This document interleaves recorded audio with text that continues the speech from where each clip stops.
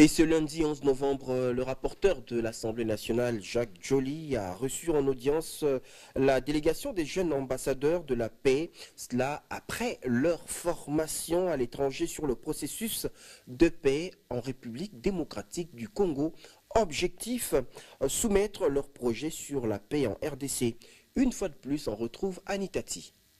Soucieux du rétablissement de la paix en République démocratique du Congo, les ambassadeurs de paix venus de différents pays d'Afrique où ils ont été affectés pour une formation des questions liées à la paix se sont décidés de se mettre autour d'une table pour réfléchir sur la problématique sécuritaire. Ces jeunes Congolais pour la paix en RDC sont aussi venus soumettre leur projet au rapporteur de l'Assemblée nationale, le professeur Jacques Joly, afin de leur faciliter la rencontre avec le speaker de la Chambre basse du Parlement, le professeur Vital Kamerhe. Ces jeunes Congolais, en quête de la paix dans la partie est du pays, ont été formés dans quelques pays étrangers, entre autres la Corée du Sud, pour plus de performances sur la question liée à la paix. À leur retour,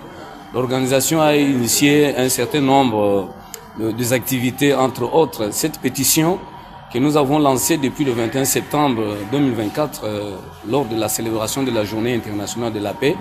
pour récolter dans la sous-région de l'Afrique centrale 1 million de signatures pour la paix en vue de demander l'arrêt des hostilités dans la partie surtout est de notre pays et surtout demander aux chefs d'État de la sous-région de se concerter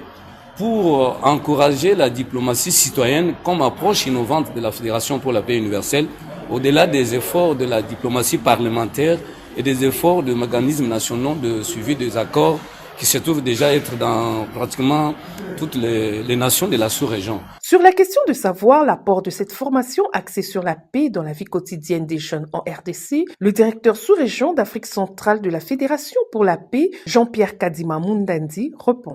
Nous avons été reçus par une oreille attentive. Il nous a encouragés pour cette diplomatie et finalement, il nous a demandé que nous puissions écrire d'une manière officielle au président de l'Assemblée nationale parce que lui n'est qu'un rapporteur. En bon père de famille, le professeur Jacques Joly a prodigué quelques conseils à ses hôtes. Il a par ailleurs brossé en quelques lignes la situation sécuritaire qui sévit actuellement à l'est du pays. Ici est de noter qu'une grande conférence sous-régionale axée sur la paix sera tenue au mois de décembre prochain à Kinshasa et s'en suivra un sommet en Corée du Sud au mois d'avril 2025.